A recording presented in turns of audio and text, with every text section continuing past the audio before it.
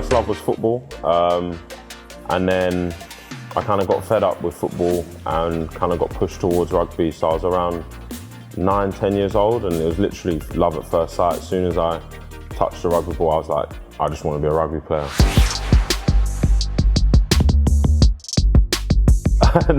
No, it was just, obviously, I'm never going to beat anyone for pace, am I? Or like my skill level. So I tried to use my strength. And obviously, you know, in football, you can't really do that. And I used to get in a bit of trouble, sent off now and then. And I just kind of got fed up with it. So my mum decided to bring me to a local rugby club. Out of my friendship group, I was the only one who played rugby.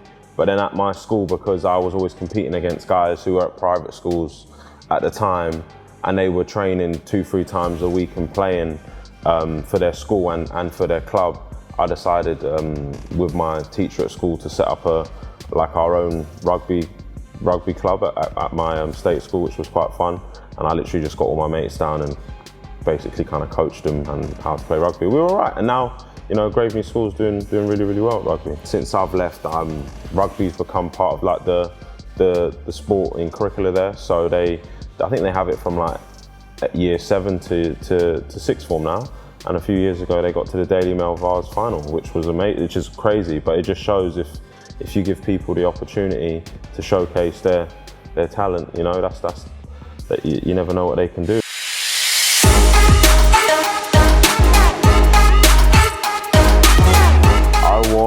I think I was around 12, 13 years old, and I was just playing against KCS Wimbledon and Colin Osborne, who was the Harlequins backs coach and previously was the academy coach. He was watching his son play, and that day I was just playing, and then I must have done something to catch his eye, and he called me up. And at the time, I don't think Harlequins had an academy for, say, like an under 13, under 14 player. They only had like an under 16s and under 18s. But he decided to kind of just call me up and throw me in with the Wolves. I was at Graveney State School till I was about 16, and then I was lucky enough to get a scholarship to Epsom College, which was just crazy, like crazy. It was just like I thought I was in a different world. Like it was just unbelievable, and I was really fortunate that I had all the facilities on my doorstep. Whereas before I went to Epsom, I'd have to travel from Tooting to Crystal Palace 2-3 times a week to do my weight training, travel all the way to Reigate to do like a Harlequins academy session. Whereas now I'm at Epsom, I walk outside my front door, there's the gyms there, they've got like 15 rugby pitches, swimming pool, you know, it was just like it was a life changer for me really, and I'm forever grateful. So when I got scouted, I was a fullback, and a centre slash fullback, and then went to my first training session. We warmed up, and Colin was saying, you know, backs go over there, forwards stay here, and obviously I'm thinking I'm a back. I go to run off with the backs, and he's like, no, you're a prop now. So that was it. I was just like, okay, sweet.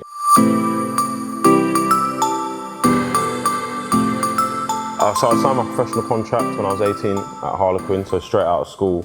I left Epsom and went to Harlequins, and my first year I went on loan at Richmond, which was like, I'd say probably one of my best years of rugby in terms of just enjoyment. Like every week I would come up against a good front rower, I would learn something new every week. I was around a great team environment, you know, good coach in Steve Hill, and I think especially for front rowers, it's essential that you get, you know, that time away and to learn your craft, because it's better to make a mistake, say down in, I don't know, Launceston in front of not many people, than make a mistake at, you know, a Premiership match or an international match. You need to kind of make your mistakes and learn from it. First game I started was Gloucester away at King's home. So I was up against Nick Wood, who's obviously a Gloucester legend, played over 200 odd games for the club, like real stalwart for Gloucester. So I was pretty nervous. I actually went all right that day. I'm pretty sure he went easy on me. But yeah, it was a great place to make my first start, because King's home is an unbelievable ground to play at, especially on a Friday night. You know, the place is rocking, and then you've got the shed who are just giving you abuse all the time.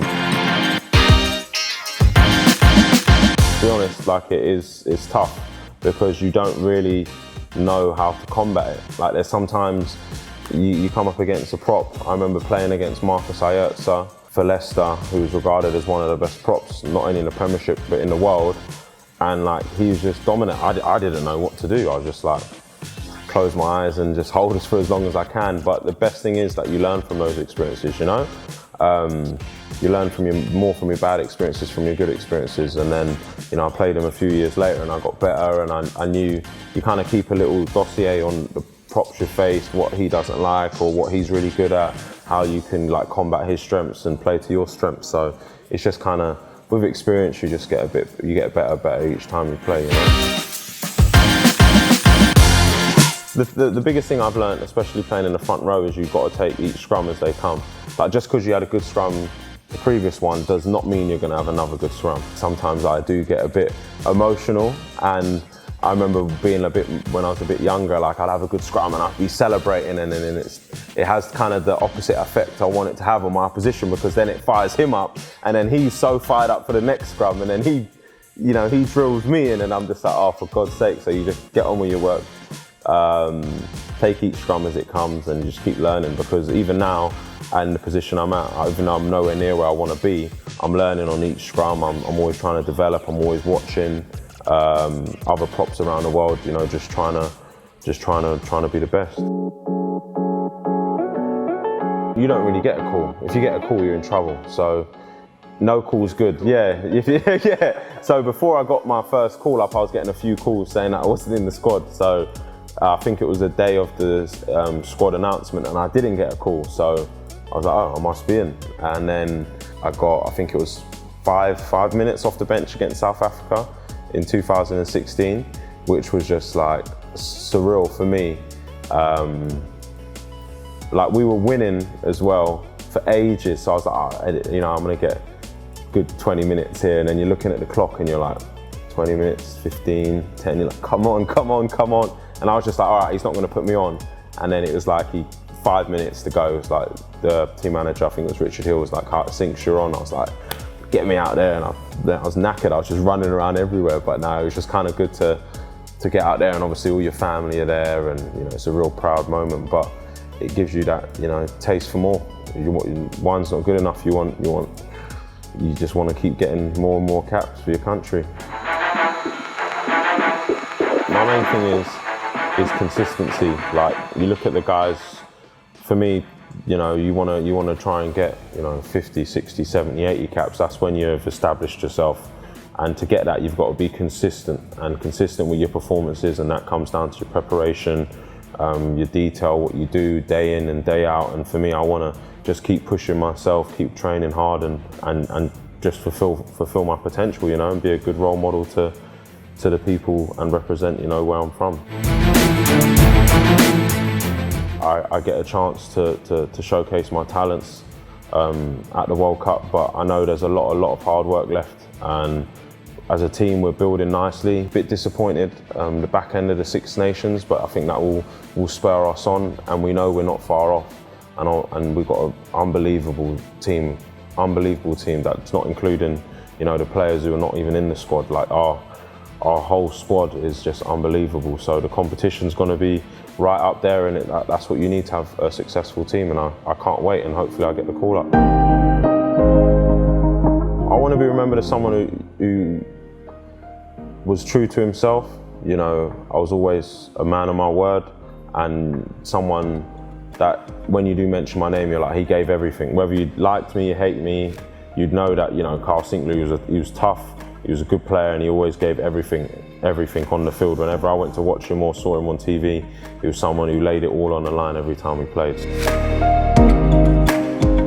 For me, it's essential. Like, there's no point training as hard as you can, and then, you know, you're at home and you're not eating the right stuff. There's literally no point in even training if your nutrition is not top notch. So for me, it's something I pride myself on, and I'm diligent to everything I eat every day of the week. Actually, maybe not Sunday after a game. I think with Maxi, I've always had a good relationship with them. Number one, their products are the best, and I love the way they taste. For me, it's all about the taste. So, you know, sometimes I taste some of their protein bars and I'm like, are you sure this is a protein bar? Are you sure? I'm not gonna put on, you know, a stone after I eat about a box of these and they're like, promise you, it's actually got 15 grams of protein, and you're like, happy days.